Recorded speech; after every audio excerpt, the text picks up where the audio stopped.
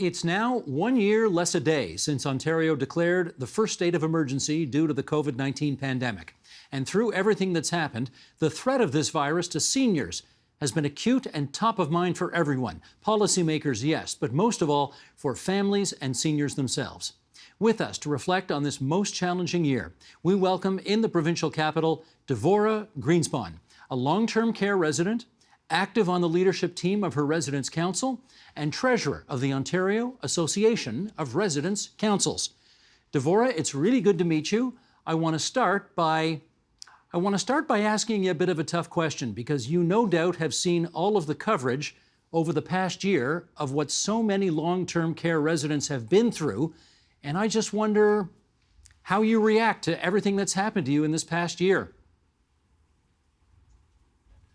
Everything that's happened to me has, it's kind of hard to react. There's so many things that happened to me and my fellow residents and all the residents in Ontario with this pandemic. It has been a horrific experience for all of us. Well, let's start with this. Have you always felt safe where you are? Yes, the home did a fantastic job of keeping us safe. One of the things I didn't worry about was getting COVID. I was grateful that I was alive and that my family did not have the virus. Am I allowed to ask how old you are? Yes, I'm 88. 88. Congratulations. You look terrific. How do you feel? Thank you. Great. Good. Glad to hear that. Again, a bit of an uncomfortable question for you here. Did anybody that you know at the residence where you live die of COVID-19? Yes, some of my friends did. It's a very sad experience. How did that affect everybody at the home? Well, we were not able to contact each other. During the COVID outbreak, we were in our rooms and we were not allowed to go out. I was cohorted to another room because my unit was designated for the COVID virus. And because, thank goodness, I didn't have it, I was cohorted. Right. Now, nobody wants to be confined to quarters. Nobody wants to be confined to quarters, but I guess you understood that that had to be done in order to keep everybody safe? Yes. Part of me was upset about being in isolation, but the other part of me realized that it was for my own good. However, being in isolation for me and my peers led to a lot of psycho and emotional problems as well. Tell me about that, Devora. What do you mean? Well, people were upset. They were in isolation. We didn't have any human contact. When we were in COVID outbreak, the staff, who were very caring and compassionate, the frontline workers were terrific, but they had to wear the PPEs, which meant they were gowned. They had something on their heads. They had something on their feet. They had masks and shields. So we never saw a face. We just saw this person. And if you didn't recognize the voice, you didn't know who you were talking to. Now, I presume at some point, Devora, under normal circumstances, some of the people who work there might sit down with you, hold your hand, maybe give you a hug at an appropriate moment. I guess all of that was off over the past year. Is that right? Yes, totally. There was no human contact of any kind. How tough's that been? And you never saw a smile. You never saw a smile. And I think that was one of the hardest things. because I'm a people person. And the fact that I couldn't interact with any of my peers and I didn't know what was going on, how they were doing, how they were feeling, uh, really bothered me. So, what did you say to yourself to get through all of the lack of contact and the being confined to quarters and all of that of the past year? How'd you get through it?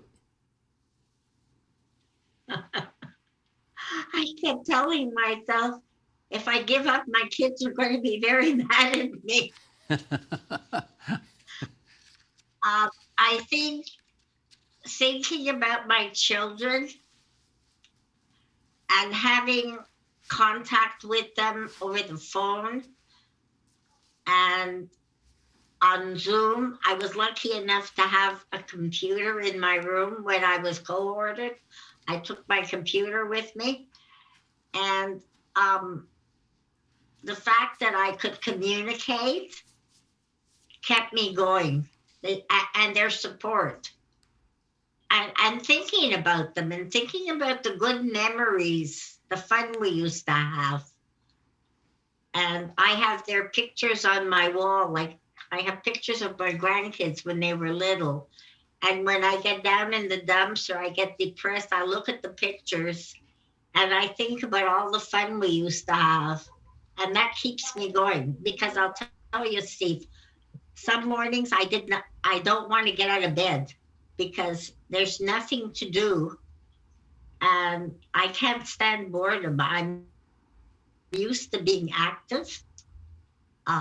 Before all this broke out, I was taking courses at U of T and Brown University. I can't George Brown. remember the first. Thank you, George Brown. Mm-hmm. George Brown College. I was going there twice a week, and I was going to U of T once a week. So I was, and besides my ORC activities, I was constantly busy, which gave me a lot of purpose in my life. I loved doing that. And Saturdays I would get together with my daughter and we'd go out for lunch and sit and chat and have such a nice time. I really miss that. Well, we look forward to the day when you can do all that stuff again. And Devora, I want to thank you for getting our discussion started here, but I also want to add that not all seniors, obviously, in the province of Ontario live in long-term care. So we want to add two more voices to our conversation here. We want to welcome two seniors who have toughed out this year at their respective homes in Guelph, Ontario. And with that, we welcome John Fessenden and Barb Anderson. John and Barb, it's good to have you along too. Now, thank you. Barb, why don't you start us off and tell us what the toughest part of the last 12 months has been like for you? The toughest part for me, Steve, has been the reality that so many grandmothers have, in that I have not been able to hug my grandchildren and see them outside. So I would consider that to be the toughest part. I had to cancel a trip also out to BC to see my younger daughter, and that was tough. But boy, compared to Devora, my life has been quite bearable this year. How many grandkids have you got? Twins, Catherine and Elizabeth. I told them that I would mention their names, who live in Toronto. And I mean, presumably you've been allowed to see them outdoors or on the front porch or something like that at some point, yes? We've had outdoor visits. And last summer, when things were relaxed a little bit, we actually were able to spend more time together. But no hugging and kissing, I guess. No. Lots of FaceTime. Lots of FaceTime, yeah. A different kind of FaceTime, I get you. John, how about you? What's been the toughest part of the past 12 months for you? Sort of two things. One is the fact that we can't be with our children, our grandchildren. My wife and I, our second marriage, both of our first partners passed away from cancer some years ago. Between us, we have 6 children and 10 grandchildren. And being apart from them, even though we can see them at a distance, is difficult. The other difficult part has been the inconsistency that we continue to hear with all the presentations of the politicians and the doctors, and trying to sort out what's really happening.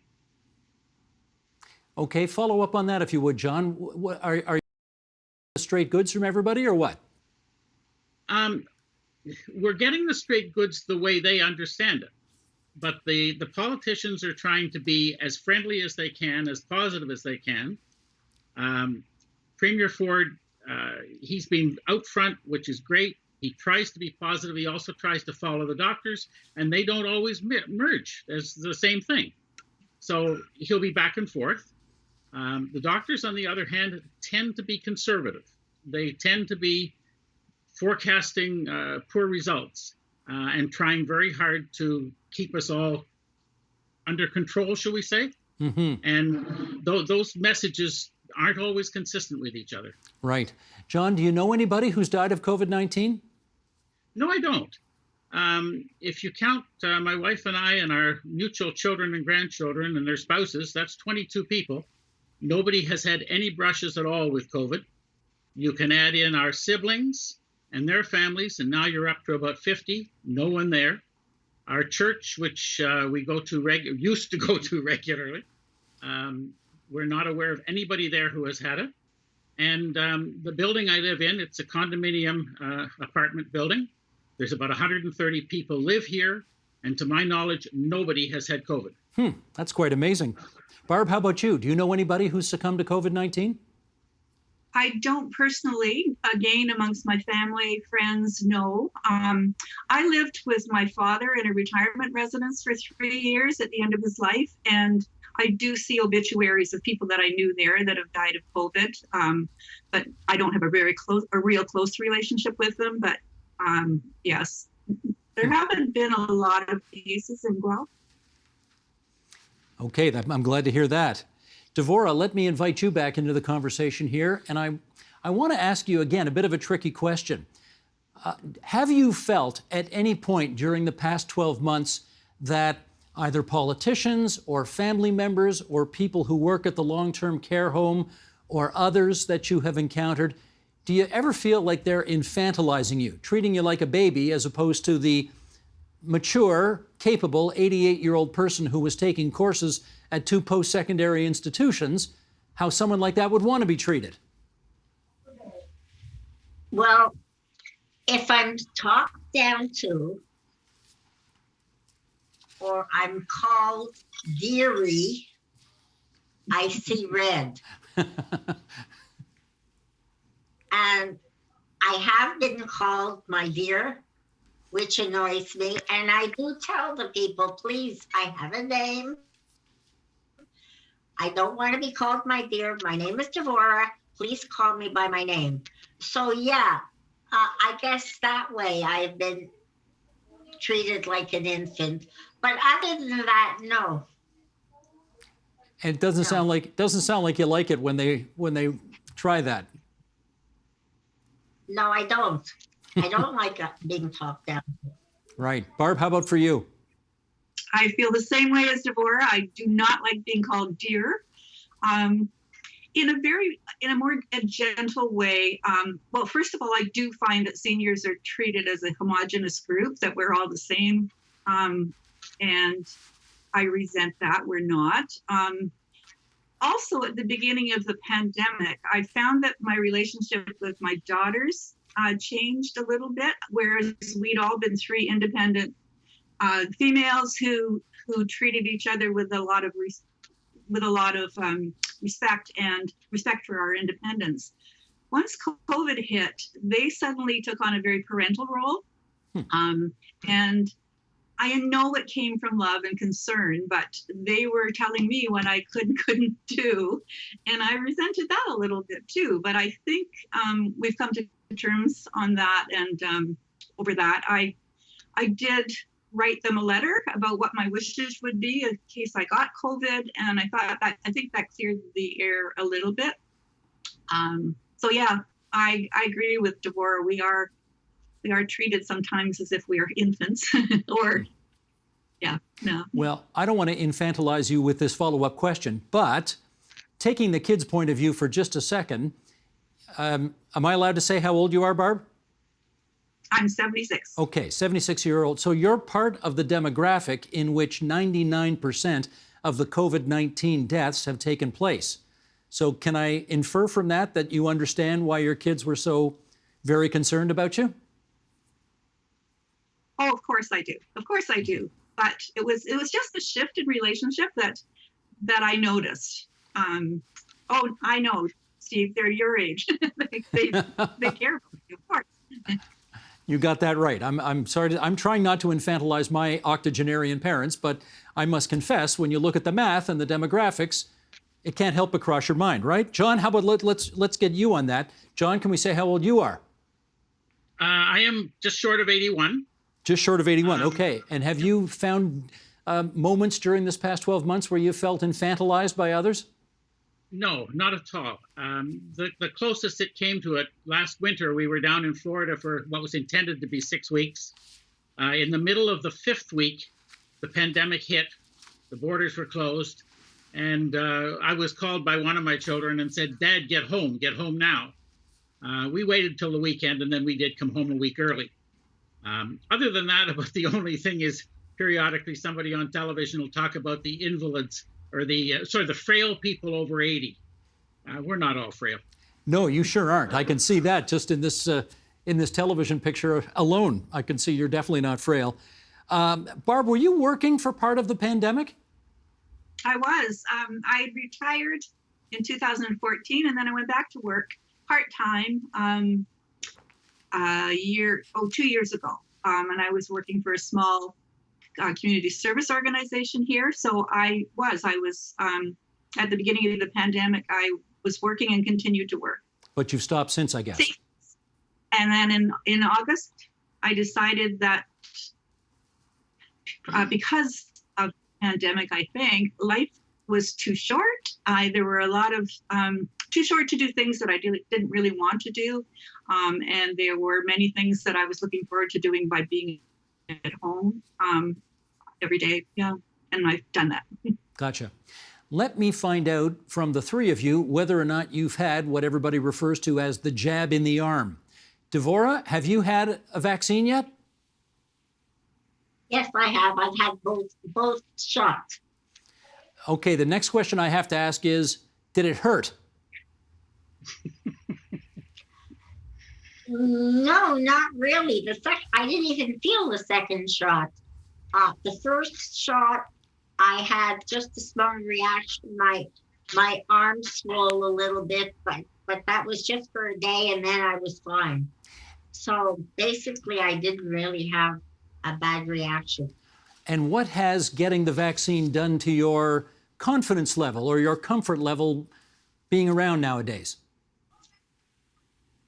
Well, it means I feel like I can see my kids because I now have the shot, and my daughter and son-in-law are getting the shot on Wednesday. So I was hoping we could see each other, but it's not going to happen. We're still watching. We're still very cautious, and I'm still in part quarantine. I could go out into the hall in my unit, but I can't leave the unit. And are they allowed to come inside and see you? No. They can't do that yet. No. No, and I can't go anywhere either. The only place without going into 14-day quarantine. And, Interesting. It's not worth it. Okay. John, how about you? Have you had your vaccine yet? I had the first shot of Pfizer 3 weeks ago. Was given a date for the second one, which has subsequently been canceled, and I now have a new date in mid-June. Mid-June. Okay, that's longer than you wanted to wait, I bet. It's about 3.5 months, which is within the reality, within the criteria. Okay. Did the shot hurt? No. Any adverse reaction after the fact?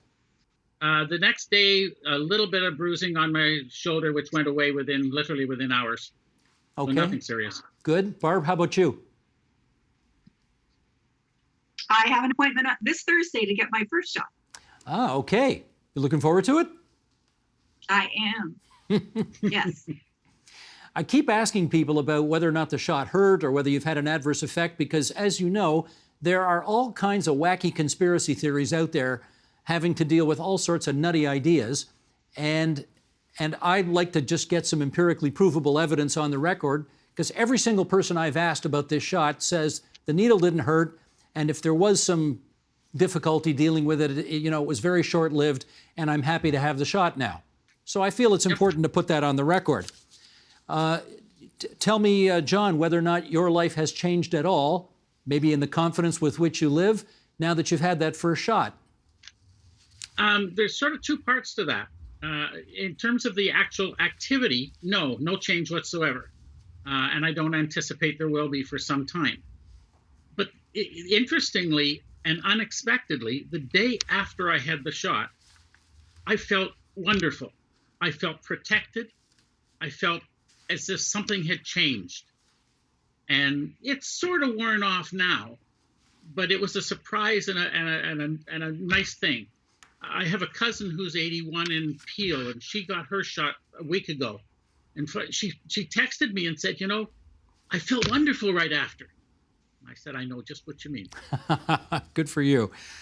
Devora, let me ask you this. You have really told us about how restricted your life is, even though you've had the shots. And I wonder whether you think all of those restrictions against visitors coming in or against you going out, whether you think they're acceptable. I guess if visitors have the shot, I don't see why they can't come in. If we've all been immunized, why can't we not see each other? And why, if everyone in the home here has been immunized or vaccinated or got the shot, whatever you want to call it, why can't I go to other units in the home and mingle with my peers and see how they're doing? Have you asked them about that? Yes, and I get, we have to follow the government directives. Okay. In which case, Barb, do you think that all over Ontario, right? We've had all sorts of restrictions over the past year. Do you think in the main those restrictions have been acceptable? I do, Steve. In fact, I think that having the up and down, being restricted and then opening up and restricted and opening up has been confusing. And part of me wishes we could have just had could have a short, sharp, close everything down and get the numbers down. But then it doesn't affect me. I'm not a restaurant owner or owner of a small business as much as it does others. But to me, that would seem to be what should have happened. Right. John, how about you? Do you think the restrictions have been justified? On the whole, yes, although I do feel that the medical people are trying to err on the careful side. Let me give you a specific example. We're in the Wellington-Dufferin Guelph area, and each day, 5 days a week, they publish a series of results. And they have 8 particular things, and they grade them the same way the province does theirs. Last week, we had 4 greens, 2 yellows, and 2 oranges. So where should we be as a unit? Red, of course. I'm not so sure. However, as I say, they're trying to be careful. They're going to protect us from COVID regardless of what the consequences are. I hear you. And that's what they're trying to do. Devora, I'm going to finish up on you because you've got this kind of very official title that you're not only part of the Residents' Council, but you're the treasurer of the Ontario Association of Residents' Councils. So in some respects, you're going to speak for the whole province of Ontario here when I ask you, if you wanted to say something to Marilee Fullerton, the Minister for Long-Term Care, what would you tell her? The pandemic has brought out the fact that long-term care needs a lot of fixing. I would like to see something started and not just get lip service. What's one thing you'd like to see better? I'd like to see more staff and better paid staff, so that being in the healthcare sector would be appealing to people. Before the pandemic, these poor girls who worked so hard had to hold 2 jobs to make a living. That shouldn't be. They should get enough money so they could live like the rest of us and not have to run to 2 and 3 jobs, which they can't do now anyway. So I would ask Ms. Fullerton to consider putting more staff in all the long-term care homes to improve the quality of life of all seniors. I can tell you that is a recommendation that she has heard from hundreds, if not thousands, of people. But good for you for passing it along as well. Devora Greenspan, Barb Anderson, John Fessenden, it's really good of all of you to join us on TVO tonight. Stay safe, and hopefully we'll be able to hoist a glass of some soft drink somewhere down the road. I hope so too. Okay, Steve. Thank you. It was a pleasure speaking with you. Pleasure was all ours. Yes, it was, Deborah. Thank you. Thank you very much. The Agenda with Steve Paikin is brought to you by the Chartered Professional Accountants of Ontario. CPA Ontario is a regulator, an educator, a thought leader, and an advocate. We protect the public. We advance our profession. We guide our CPAs. We are CPA Ontario. And by viewers like you. Thank you.